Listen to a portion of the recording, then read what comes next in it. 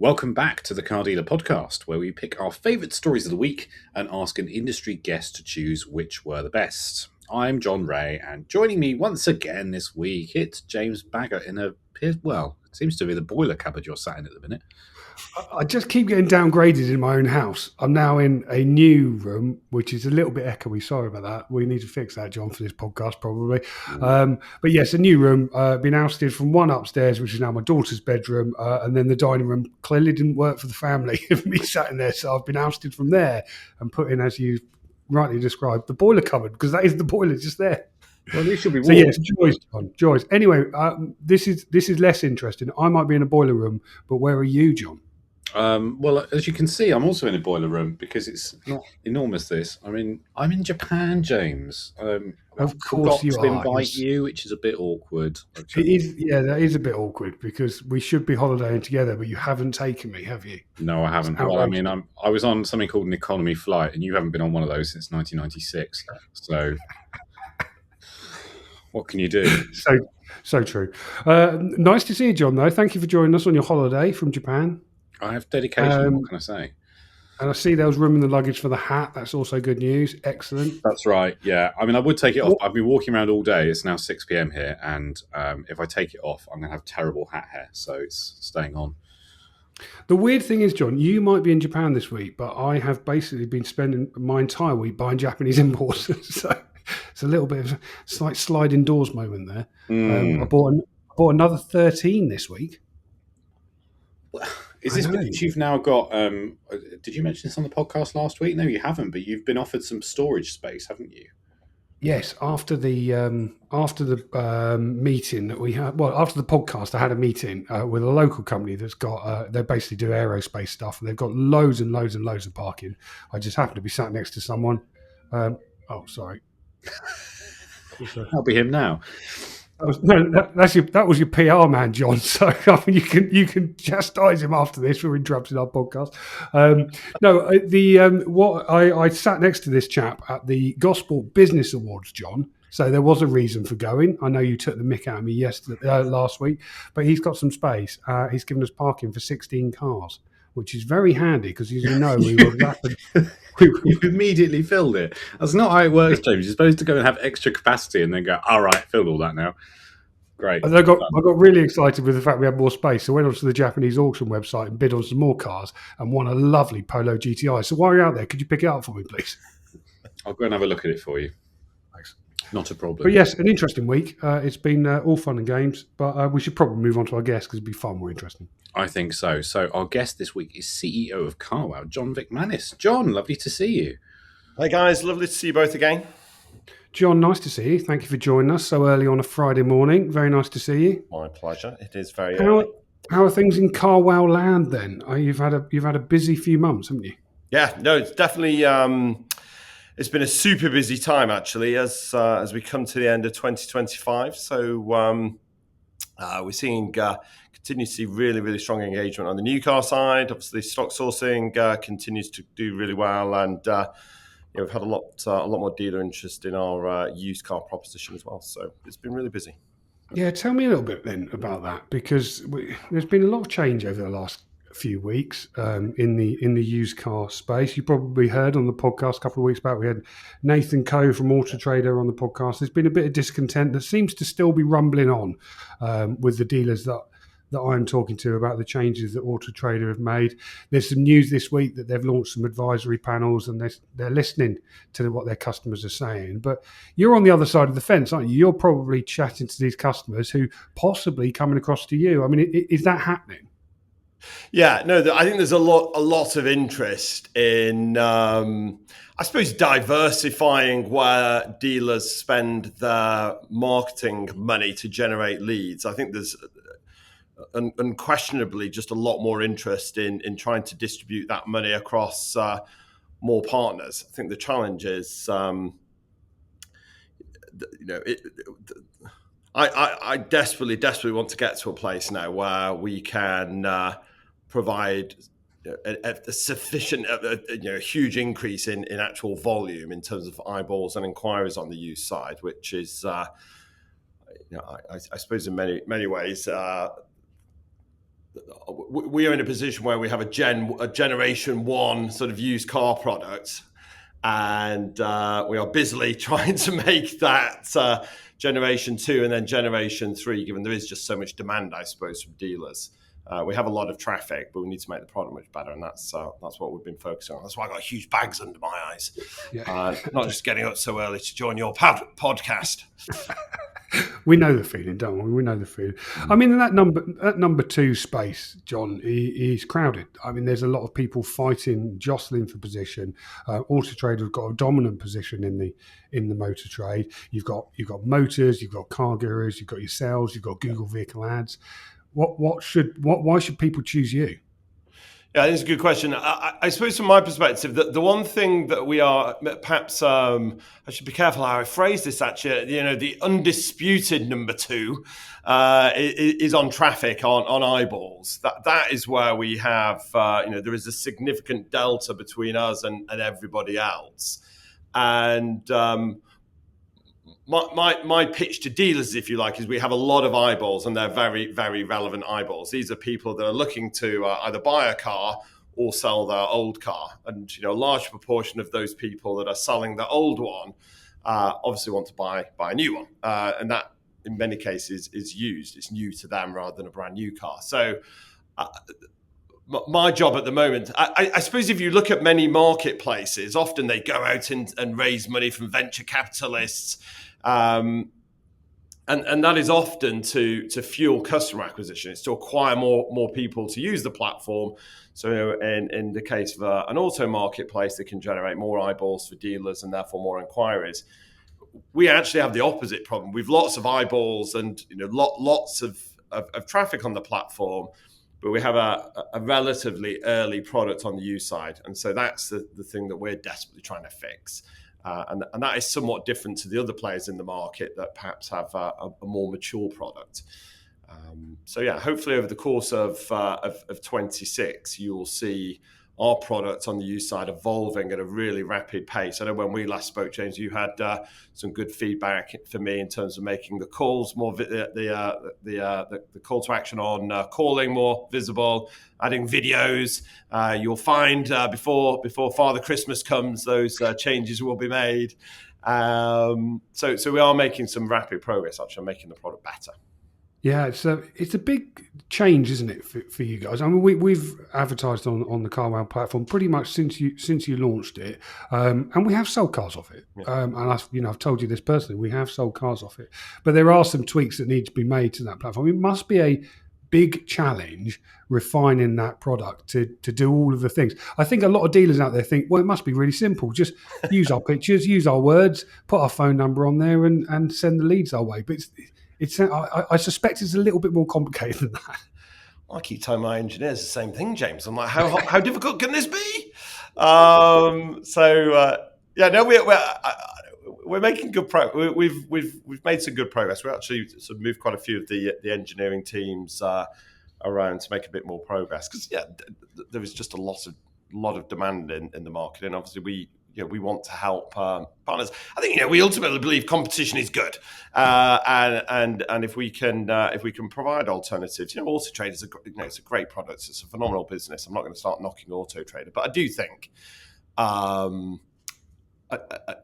in this, particularly the UK, it's very different to any other classified market in auto.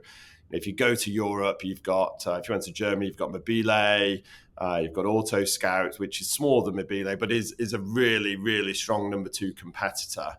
You go to the US, you've got Car Gurus, you've got Cars.com. You don't see that in the UK. And that, I think, is ultimately, I think, what dealers want to see. They just want choice. And I desperately want to try and sort of help them achieve that goal. Because I think that's good. Good for Carwow, good for them. You're an ambitious man, as we well know. Can Carwow be the new Auto Trader? I think what we're trying. I suppose our business model is slightly different in that we are helping dealers with stock sourcing and helping them on the marketing side, both for new cars now and increasingly used. So it is a different model.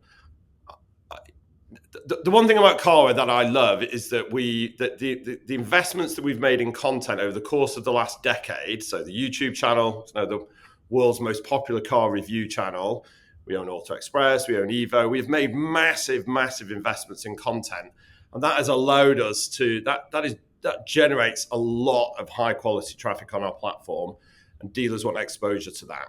And so the one thing in terms of competing with Auto Trader, I think it gives us a unique ability because we don't have to pay for all the traffic. And that is the difficulty in competing with Auto Trader, in that it is a 40-year-old brand. It's very, very well known. And if you want to try and compete by buying the traffic, you're probably going to fail. I think the one advantage we have is that 70% of our traffic is generated either people just coming to Carwow or via the content we produce. And that's hard to replicate. What can dealers expect if they do advertise on Carwow? So I think the most important thing is high quality eyeballs and high quality inquiries. I think ultimately the thing that we're working on the product side is to make sure that the experience of working with us. The biggest challenge for me at the moment actually is signing up. I actually have a waiting list because we really need to invest in the back office technology so that it's easy to operate on our platform. So that's the big focus at the moment. When you talk about what to expect, the thing that we really pride ourselves on is having a level of connection with our dealer partners. I think if you talk to a lot of people on the Sell My Car platform, a lot of dealers, they actually appreciate the time that we put in to helping them make the most of the platform. I want to do the same thing on used. Now, that's going to take some time in terms of investing into the product and building up the team around it so they have a good experience. So you can expect good quality inquiries. I want by certainly Q1, Q2 next year that a dealer's interaction with us is good. So if the product's not working, or calls up and we're going to do everything we can to make it work, and that I think is we've worked really hard over the last 2 or 3 years to.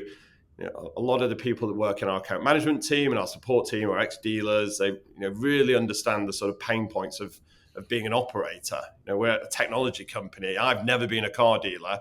I love what you've done because you're writing from a dealer's perspective because you are one, and that's the most important thing. We want to make sure that we have a level of empathy and understanding, and that's what I'm busily working on in the background. And what when it comes to these big decisions that you've made over the years, I mean, you've obviously had to make lots of them to launch this platform. Auto Trader has had to make some big changes to their system recently. With Deal Builder, that would have been a big decision. What's your take on the way that was introduced and the feedback that the customers have had as a result of it? Yeah, it's a good question. I suppose the obvious answer is, listening. I think the biggest change in Carwow over the past 3 or 4 years is we have actively repositioned so that we over-index on dealer needs. Because I think actually when we started out in this space, if you talk to new car dealers 10 years ago, they probably weren't particularly fond of Carwow because they saw it as, empowering consumers to basically, bash the dealer network around a little bit, and that as a marketplace that doesn't make sense. Ultimately, I want to provide consumers with choice, and in order to do that, I need to make sure that I'm providing a good platform for dealers, and therefore we spend a lot of time listening. So, one example on our used car site actually is that yesterday we removed the price markers, in part because dealers are saying, well, they don't really make sense. Yes, of course, consumers want to understand if something is priced well, but most of those price markers don't really reflect the prep that's gone into a car or the service history. So we've removed them, and we're trying to figure out a better way of doing that. Actually, I've been talking to the IMDA this morning about, is there a way of actually, if a customer came into a showroom and said, well, why is your Ford Fiesta £500 more than the one down the road? Well, this is why. Because I've prepped it. Look, there's not a mark on it. So how do we start to sort of move into that space? And to be honest, That's not because we're some kind of geniuses. It's because we're listening to dealers and we're trying to build a product that resonates with them, and I think is fair for both dealers and consumers. I mean, I get the price flag thing. I mean, we use it we pay very close attention to it with the Clever Car Collection, but I can see where there is anger when it comes to these price flags, because every year dealer margins are being squeezed, prices are going up, but people are telling us how much we can sell our cars for. So, the only way really that's fair is if you can set your own price for that car, because then you can decide the margins you want to make. Whether the customer buys or not is slightly different. Let me ask the deal builder question slightly differently then. Like, do you think customers want to transact online and reserve a car before visiting the dealer? I mean, online journeys better than anyone. I mean, do you think customers want that?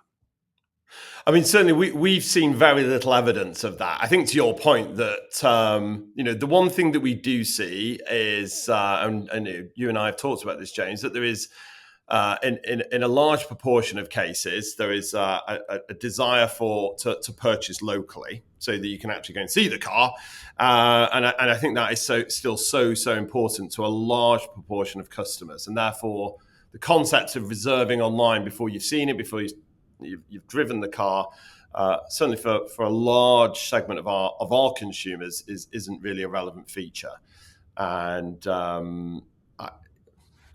I personally struggle with it if I was a dealer, I would struggle with it ultimately, because inventory is expensive. To your point, car retailing is really challenging on margin, and all the dealers I talk to are trying to optimize the margin in the speed to sell, and the reserve piece does not aid that goal.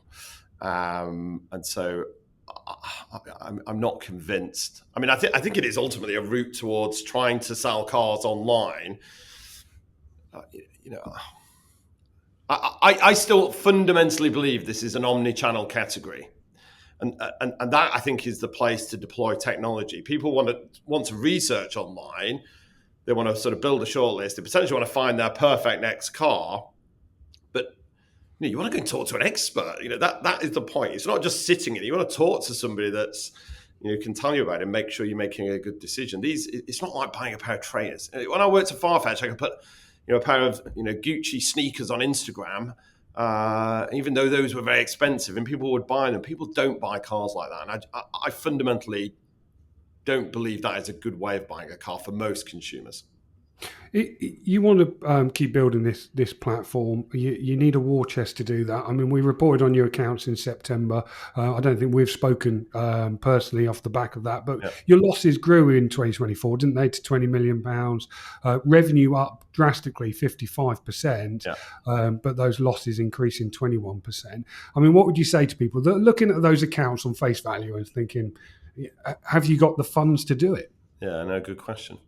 I think it's important to recognise that we obviously in the same year raised $52 million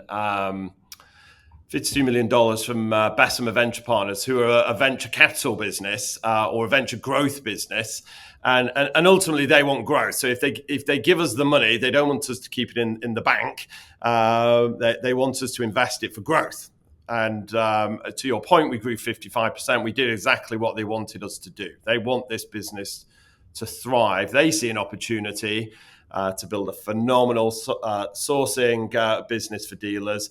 They're also really excited about the opportunity to create a good competitor in the used car space. Now, that does mean we have to make significant investments to do that. It's really, really hard, but it's something we have a high level of conviction in. And that's why we made a loss, because ultimately we've employed a lot of engineering talent, a lot of technology talent, and I think, as we've talked about before, it's my job to provide distribution. So all of the money, all of our OPEX basically goes into content creation and marketing. Now, the question, the reason business, anybody would invest in Carwow, though, is if you look at the unit economics at a customer level, they are really positive, but we're investing for future growth. And so, there are no questions around the sustainability of our business. We could be profitable tomorrow, but grow at a slower rate. And we've made a conscious choice that we wanted to grow faster. Now, if we were making losses and not growing, I think, I probably wouldn't be on the podcast. I'd be, I don't know. We'd still have you on. Fired. We'd still have you on. It's interesting though, isn't it? It's that dynamic between the way dealers do business and a tech business. I mean, they're very, very different things, and you can't really compare them. I said I wouldn't auto trade a bash, but my only one slight jibe would be the only perhaps the only business in this category that's making margins north of 60% is auto trade. I mean, I think that's why competition is good. You've got a large proportion of dealers that are making single-digit EBITDA margins, and we make no margin. That's the charitable cause we are. I'm joking.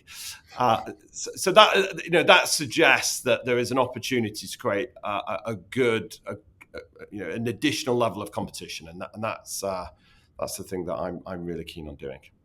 I mean, short of hiring Matt Watson, when it comes to good decisions that Carwow have made, I mean, I must say, I assume it's probably the same in-house, the used car platform purchase was one of the best decisions that you guys ever made. I mean, I use the platform daily. I'm a big fan of it. I love the way it works. It generates us some really good stock.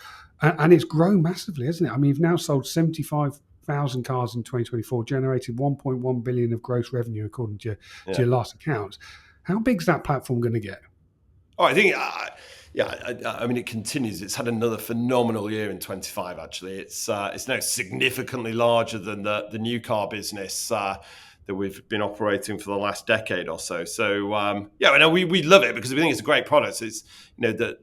Dealers really, really enjoy using it. I think a lot of the new features that we put in place around wallet, around transport, we're going to launch stock funding in Q1 as well. So the product's moved on at a really, really fast pace, and consumers love it. I mean, I think I mentioned we had 5 million valuations. We've had 5 million valuations on the platform this year.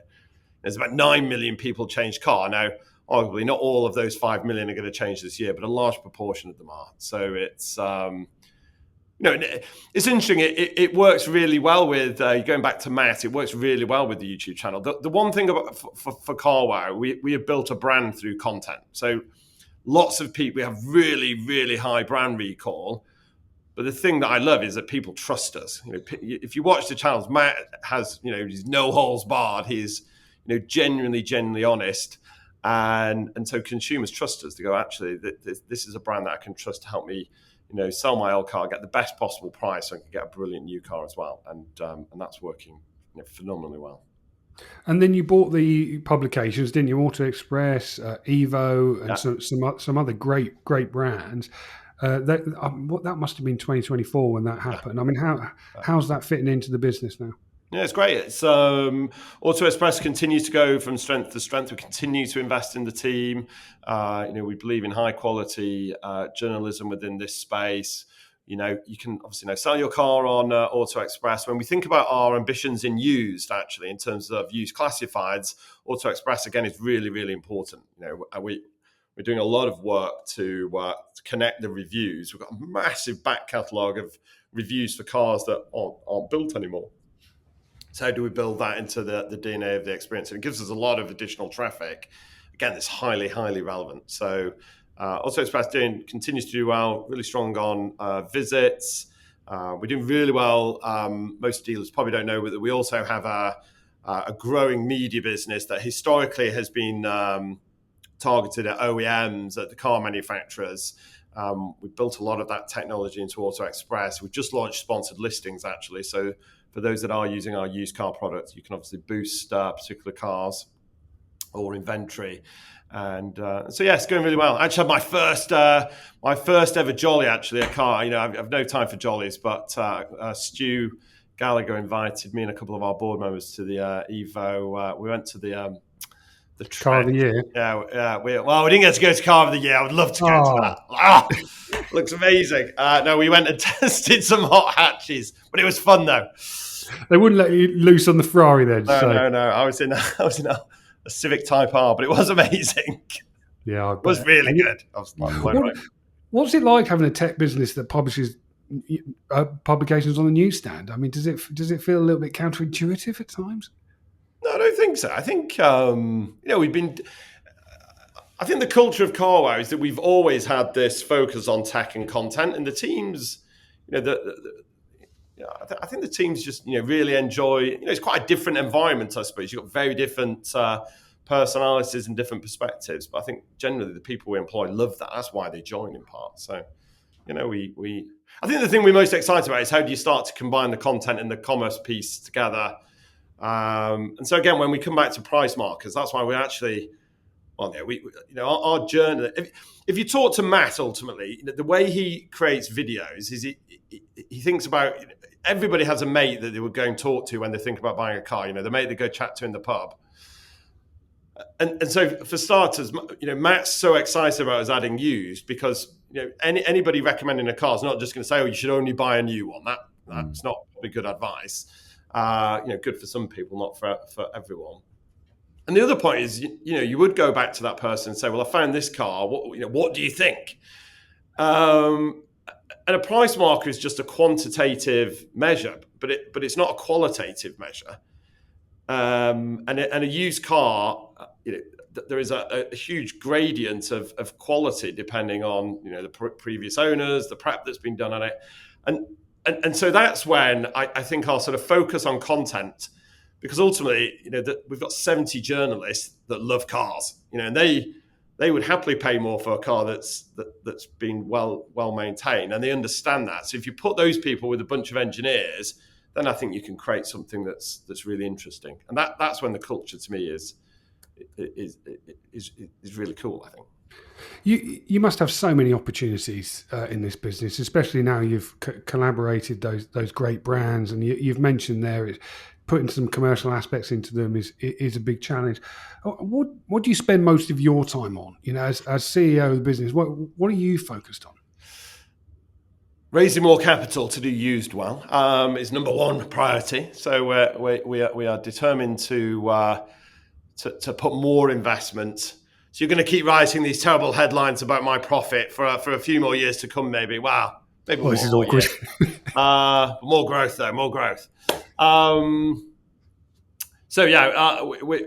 spend a lot of my time working on the strategy for the business. There's still a lot of growth to go and get. I love the product side of the business, so I spend a lot of time with our product engineers. Our business in Germany and Spain, businesses in Germany and Spain continue to grow. So Germany's been quite a big focus for me recently.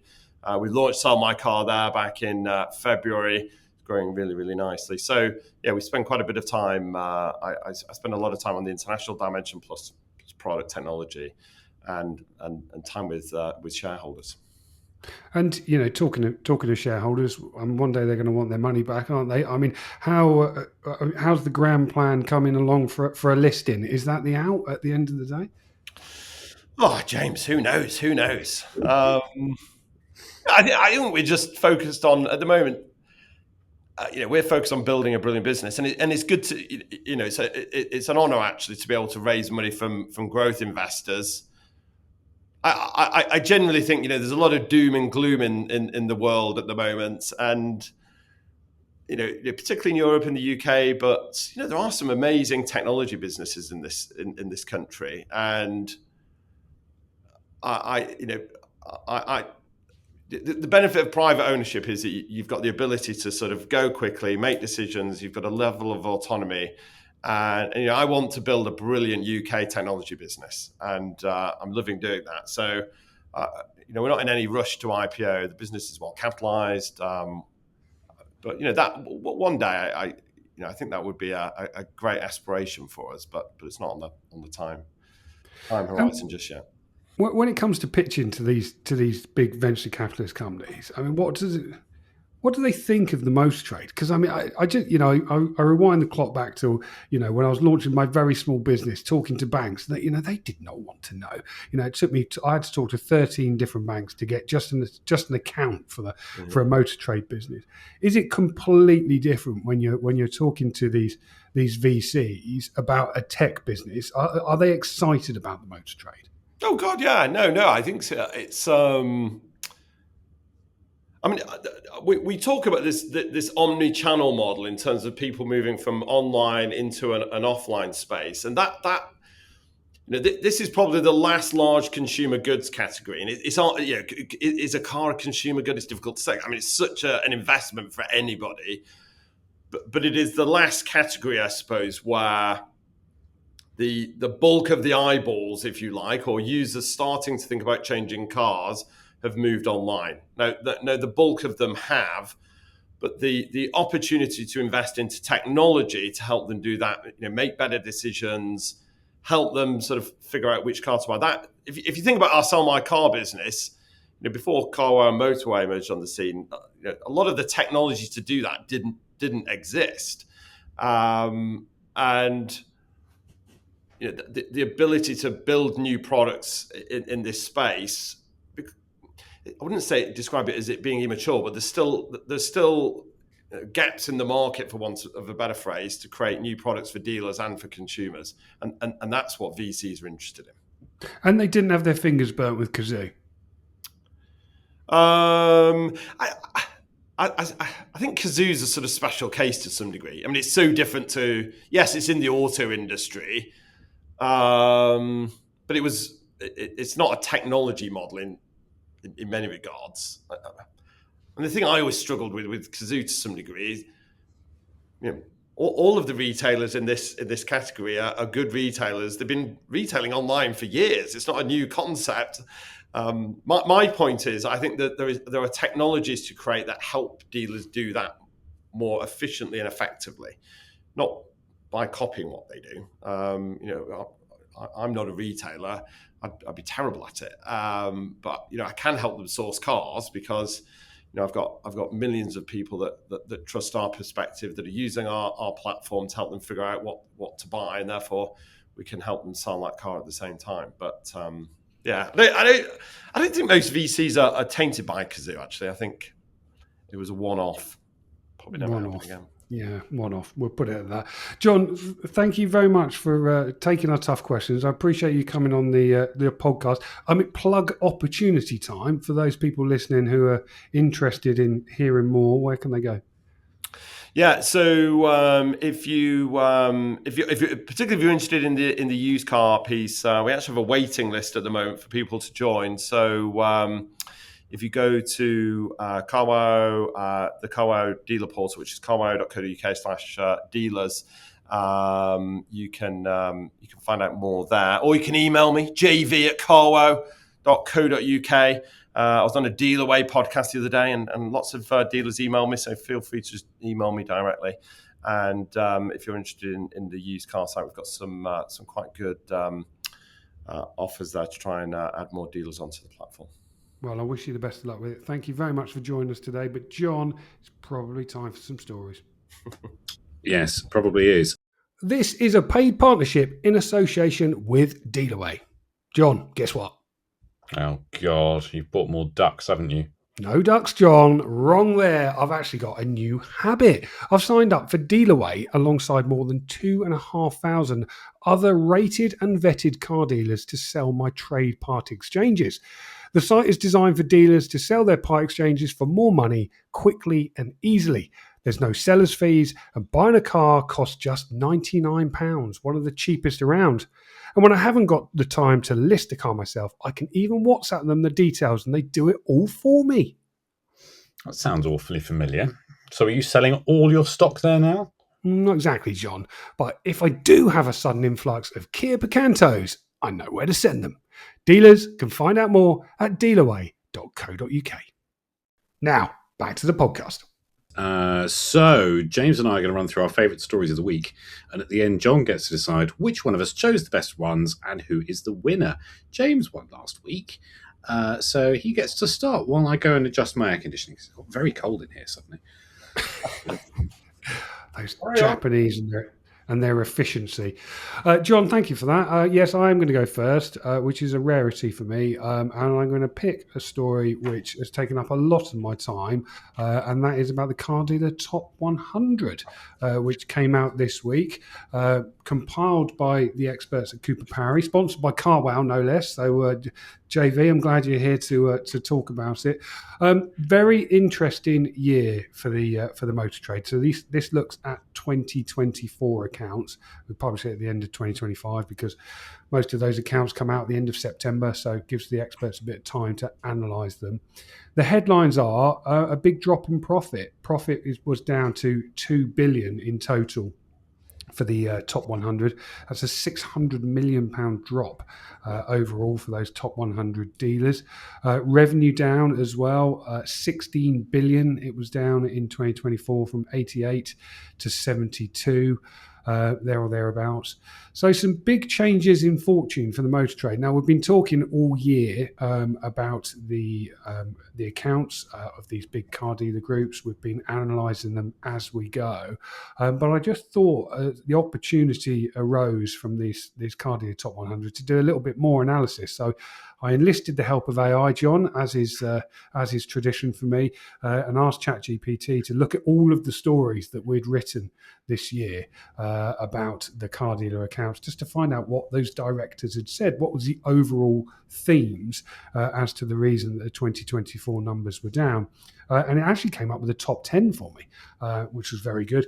I've written about it in my Substack this week, which will be going out after this podcast.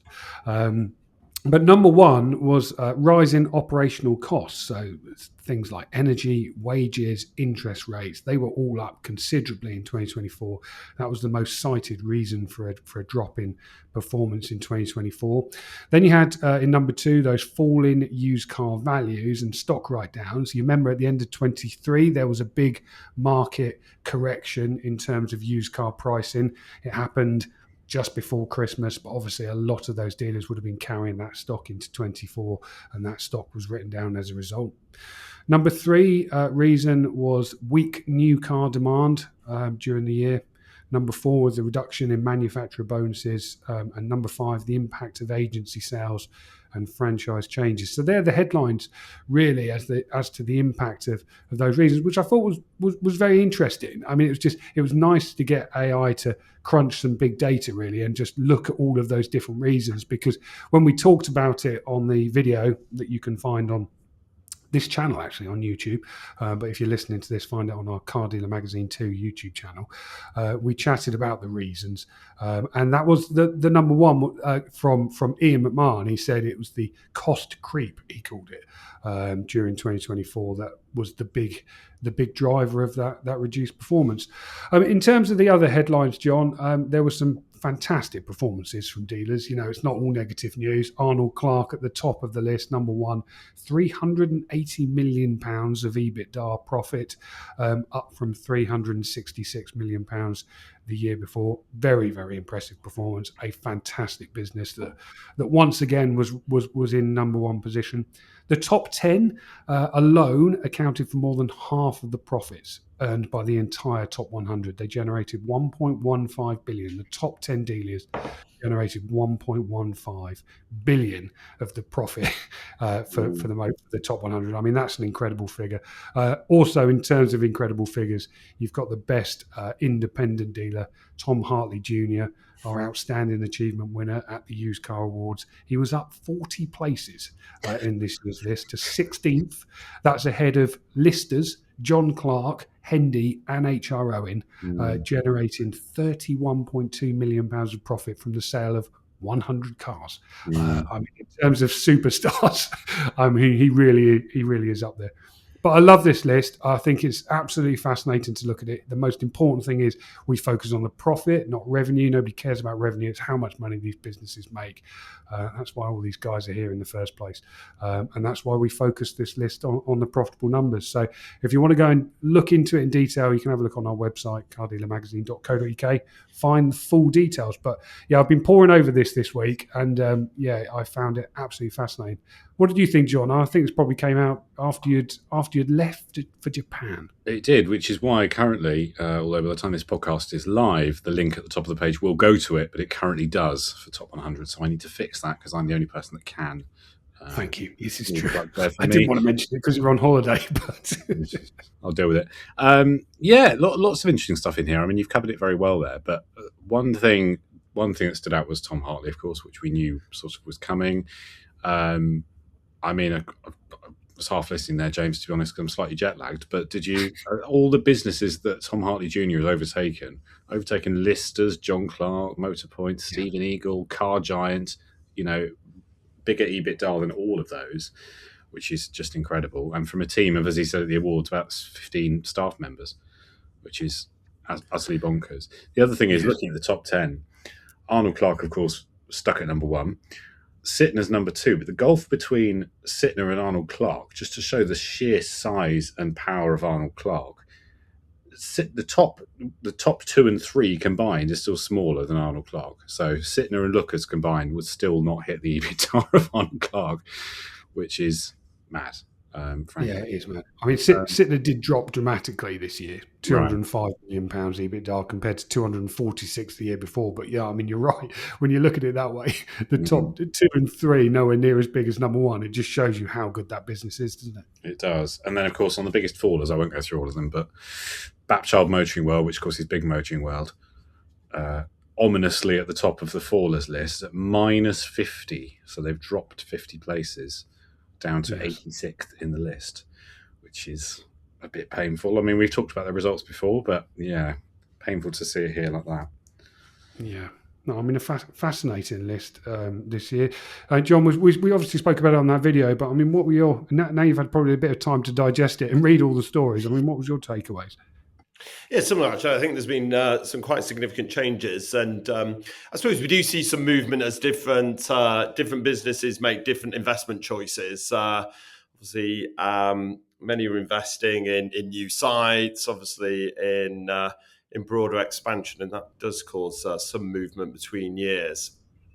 Like I say, Tom Hartley Jr., amazing performance, just such a good business. Wish I could afford to buy a car from there, but and again, Arnold Clark, an absolute powerhouse in this category. Phenomenal retailer. Yeah, it's nice to celebrate some success. I mean, it obviously has been a slightly tougher year, but there are some businesses in there doing some amazing things. So congratulations to all of them. But John, that's my first one. Over to you. Okay, so I'm going to talk about Professor Gerard McGovern OBE. So quite a big story this week for certainly anyone interested in JLR, which is Jerry McGovern, who was their chief creative officer, I think was his title. It's a very bizarre story, come out via Autocar and Autocar India, a report that he's been effectively marched out of the building and asked not to return. Allegedly marched out of the building and asked not to return. Well, number one, that's the slight strangeness of that. This extremely senior person in JLR, this sort of figurehead of their new direction, and indeed their direction for the last at least decade, really. He's been there for 20 years, but he's been leading it for a very long time. Parting ways with that company is big news, and also the nature of how it's happened. Very little information to go on this. So Autocar India reported this, Autocar UK picked it up. JLR themselves have been absolutely silent on it. They've kept stum. They've just said no comment on this at the moment. So we can only draw our own conclusions from what on earth is going on there. But talk about incredibly poor timing to have your most senior design person, somebody who was very, as I understand it, very in control over everything that was going on. Normally you see stories about car designers come and go, don't they, from car manufacturers, that someone will come in for maybe 5-6 years, leave their mark on the design of that particular brand, and then they'll move on to a sister brand, or they'll move on to a different one somewhere else, or whatever.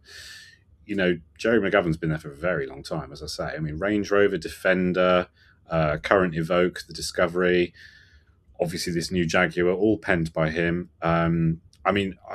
we don't have a lot of information about what goes on at JLR, but I will quote a bit of what Steve Cropley in Autocar has said about this in a sort of opinion piece, which is that he effectively had control over a lot of things beyond what a normal designer would have. So, control over obviously the design, control over marketing, what the brand actually means, over the timeline for when products are going to come out. Enormous amount of responsibility he had. Whether it was necessarily a good thing or not is up for debate, I think. So quite how this is going to play out, we don't know, because this Type 00, is that it? Will come out very shortly. They've been parading it around. It's been seen in spy shots as an actual car, and he's really the one pushing it, and he's gone. Very strange times. And of course, the other thing, I mean, there was a story, funny enough, an opinion piece in Autocar, giving Autocar a lot of a plug here, but a few days before this all came out, saying, where are JLR's new products? Because the last new JLR product that was launched, as in an actual car in showrooms, was the current Range Rover and Range Rover Sport, which was 2022.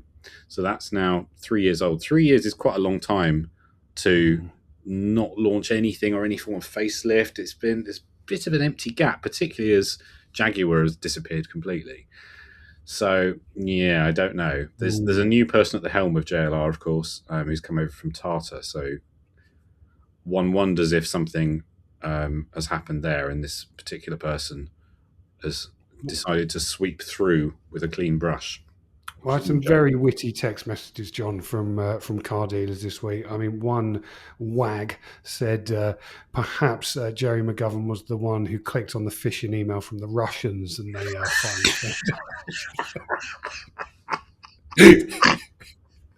I mean, allegedly, etc., etc.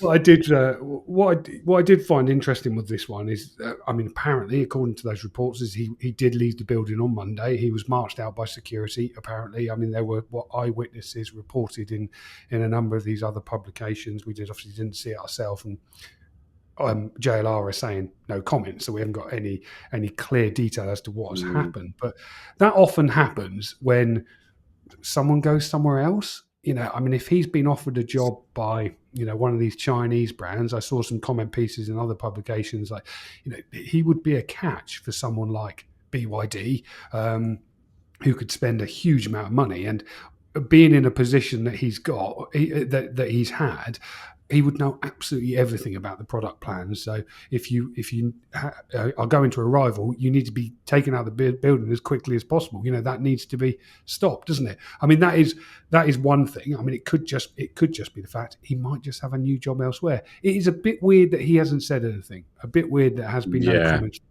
because some of these stories I looked at were, there was some.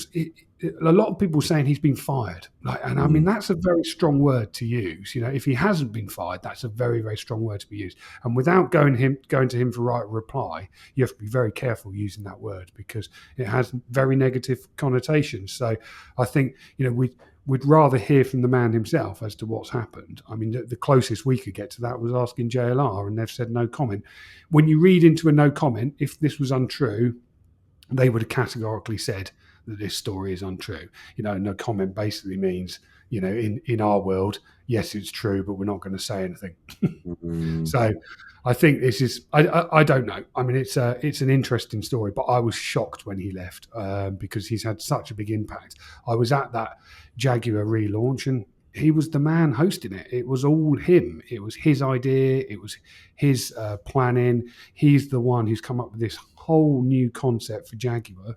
And now that he's gone and the CEO's gone. So a lot of the other dealers I got text messages from were saying, what do you think? Is this going to mean that Jaguar's coming back in its old shape? Are they going to stop this new relaunch? I said, personally, I think it's probably a little bit too late. They're going to be very hard to row back on that. But, stranger things have happened, John. Yeah, I can't see that happening. I don't think he's going somewhere else. If I'm honest, I think he's in his well, I don't know. I don't want to say he's in his later years, but he's 69, approaching 70. He elevated himself to a very high position in JLR. He is, he's the man that designed the first Freelander. what was that, 1998. He lives and breathes Rover Group as it was then. Can't see him being tempted by BYD, and I also can't see BYD going, yes, we're going to give this Englishman a lot of oversight over whatever he wants within our frankly enormous company. I think he was a big fish in a relatively small pond, and I can't see anyone else giving him that kind of opportunity somewhere else. Interesting. John, what do you reckon? Yeah, what do you think, John? Yeah, I was equally surprised, actually. I'm actually quite excited about the Type 00. I think it looks really cool. Do you? Of our team saw it, sort of mock it, probably the same prototype you saw, James, and we're really excited. I do think, I think whenever you talk to anybody outside of the UK about Jaguar Land Rover, those two brands are just phenomenally sort of well-respected brands, and I do think the Type 00 is very different and innovative, I think. And yes, it's probably got a smaller market, but I do think it's it operates in a completely different space, I think, where it potentially could be really successful. So let's see. Yeah, it'd be interesting to see what happens. Shall I move us on, John? Go on then. Okay, I will.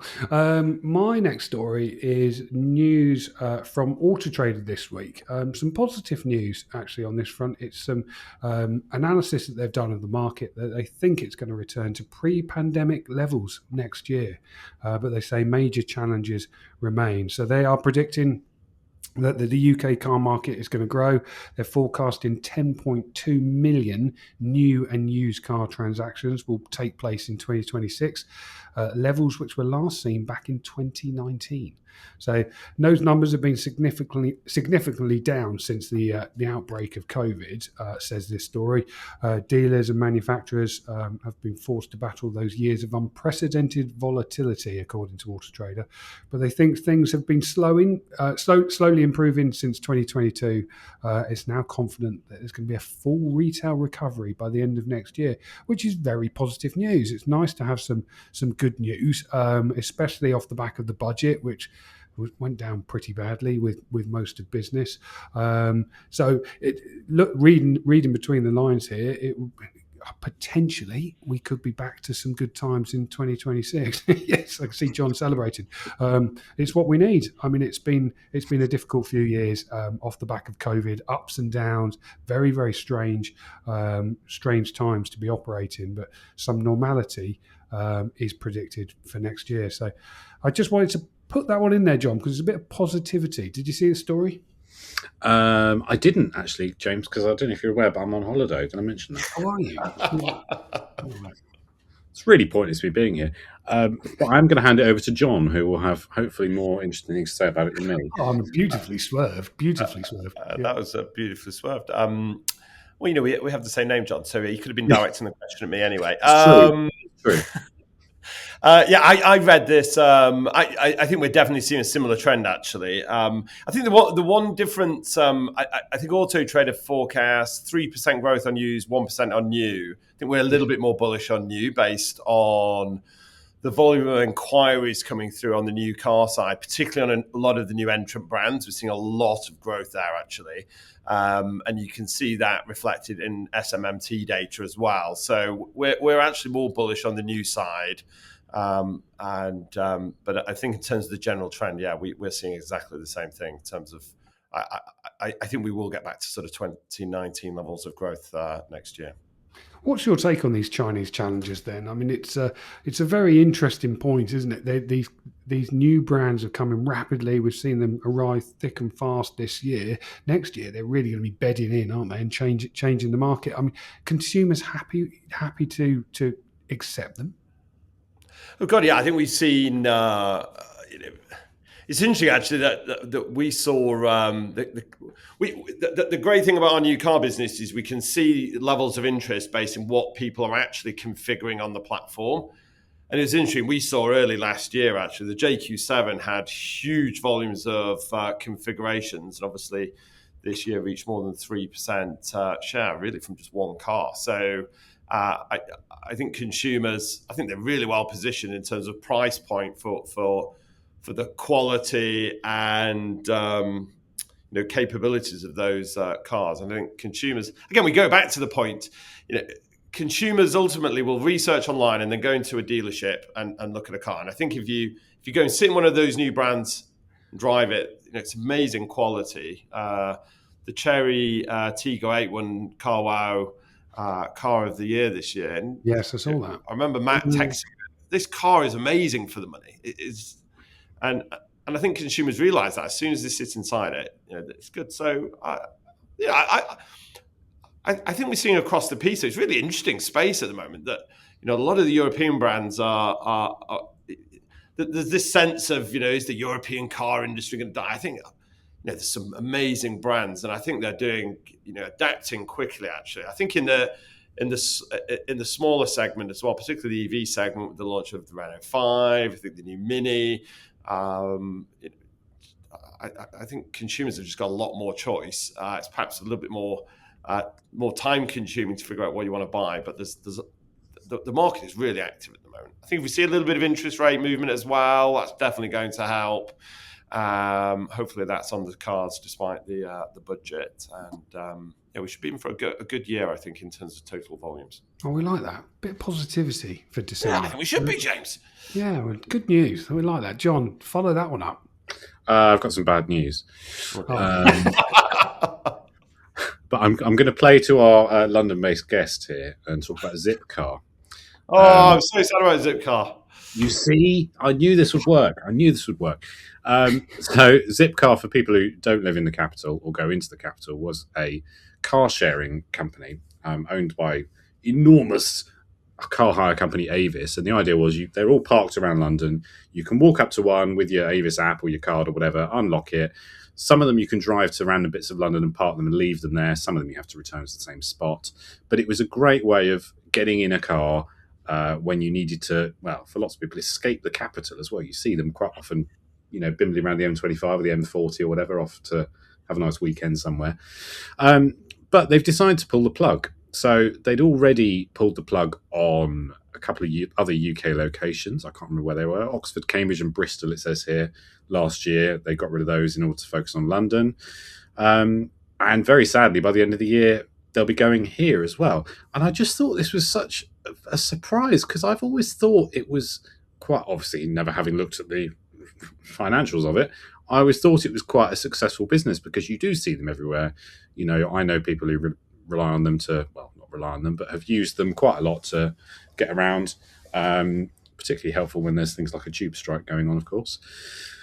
But they're no more. And it's just another one of those things where I think we've been told for years that car ownership will change and people are owning less cars now and yada, yada, yada. And this is maybe one of the solutions that will come about, but they just don't seem to have stuck. I know in France there was a similar thing with tiny electric cars, admittedly, but that disappeared and folded after a couple of years as well. And I think there's probably been some other players that I've forgotten about who've come and gone in between. So, yeah, I was surprised by this. I mean, James, were you surprised before I asked John who's actually used it? I was a little bit surprised. I think you hit the nail on the head there. Everybody's saying this is the future of the industry, and all, car ownership is going to be a car sharing and these sorts of schemes. And then on the other next breath, they disappear. So yeah, very disappointing, really. What's your take, John? Have you used them? Yeah, no. Well, I use Zip Van normally to take junk to the tip, etc., and sort of move stuff around. But it was amazing. You just want to sort of go and rent a van for a couple of hours, and there's one around the corner. So definitely quite sad. It's my only sort of trucker experience. I think the interesting point is, we're obviously surrounded by predictions of the future, and obviously we are. Times are always changing, and often there's this focus on the death of the car. People won't drive cars, don't want cars. It's a sort of asset that's depreciating on the driveway. I've never really bought into that at all. I think there's a large population of people that just really like driving, actually, that enjoy the freedom that a car gives, and there's another large segment. It's a practical part of the family, and actually just being outside the house permanently is really important. And I don't think we should ever lose sight of that. However many predictions we get that suggest otherwise. And it's a shame. I think the problem with that model is ultimately, I think the utilization of those vehicles plus the amount of damage that they absorb makes that model really economically challenging. And, because having used a few before from different companies, there's always an element of like, right, well, you need to walk around and check for damage, do all that stuff. Of course, it's parked outside on the street in London, so it will inevitably, like, of their 100 cars or whatever, there's going to be damage every night, isn't there, from something or other. That was the only problem I found. You never quite knew what you were going to get when you got in it, and it definitely had some compromises. But yeah, the flexibility to just use a car when or a van in my case, whenever you need it, is really quite cool. So yeah, sad to see that move on.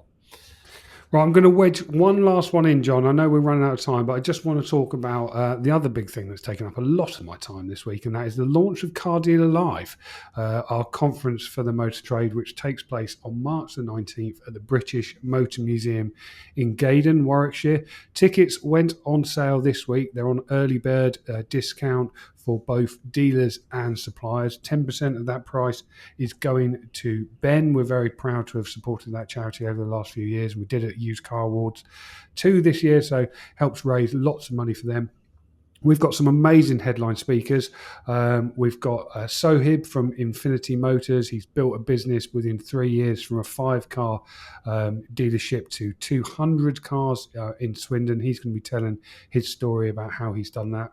We've got Nicola Dobson, another one of our headline speakers. She's the managing director of Peugeot in the UK. She's held a number of positions at Stellantis. I'm very excited to be hearing from her about that brand and what they're going to be doing. We'll have a franchise dealer panel. Lots of names to add to these panels in the coming weeks, but so far we've got Richard Ennis, the CEO of Headin, and Sam Luscombe, who was on the podcast last week, the MD of Luscombe Motors. Our independent dealer panel's got Umesh Samani, the chairman of the IMDA, and Stephen Douglas. He's the founder of Really Easy Car Credit, a business up in Newcastle, and also co-founder of Dealerway.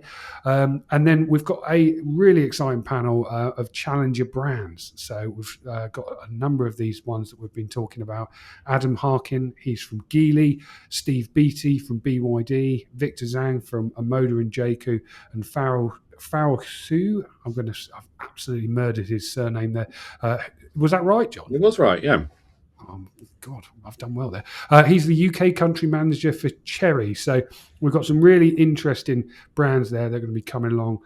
Some partners, including Auto Trader, our headline sponsors, Motorway. We'll be doing a fireside chat with Tom Leith. He's the co-founder and CEO of Motorway. Cox Automotive, Keyloop, and Impel, the AI business, and much more, including Google, who are going to be given an insight into how consumers are using AI to search for their next used car. So a packed agenda, a very busy day. We're adding lots of stuff over the next few weeks to that. But if people want to book their tickets, it's cardealerlive.co.uk. But I'm incredibly excited about that. I really enjoy that event every year. And we will be focusing on it between now and March, won't we, John? Yes, we will. Yes. And also, did you mention hotel rooms, though? You can book a hotel room the night before and be entertained, in inverted commas, by us in the bar. Will you wear one of your hats? I'm signing up now. I'm convinced. I'm signing up.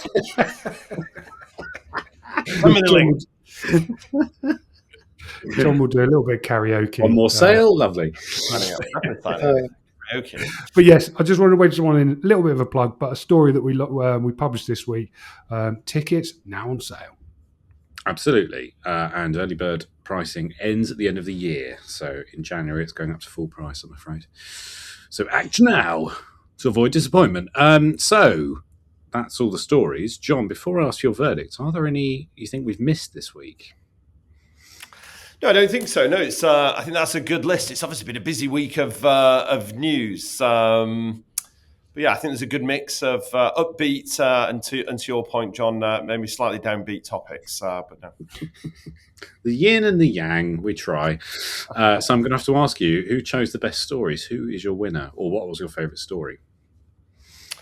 John, given you've given up your holiday to do this podcast, I'm going to go with one of your stories. I'm going to go with the Zipcar story. I think quite sad that to see the end of Zipcar, but I think also to your point, often there are many predictions of the future that we may worry about, and I think we should also always stay steadfast in the belief that people are always going to want to drive cars. That's my prediction.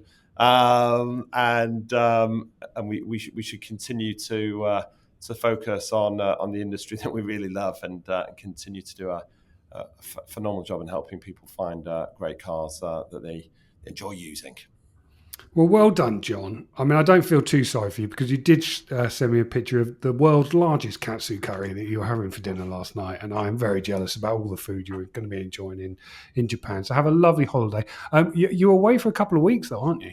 I'm away next week as well. Does that mean you're back for the podcast next Friday as well?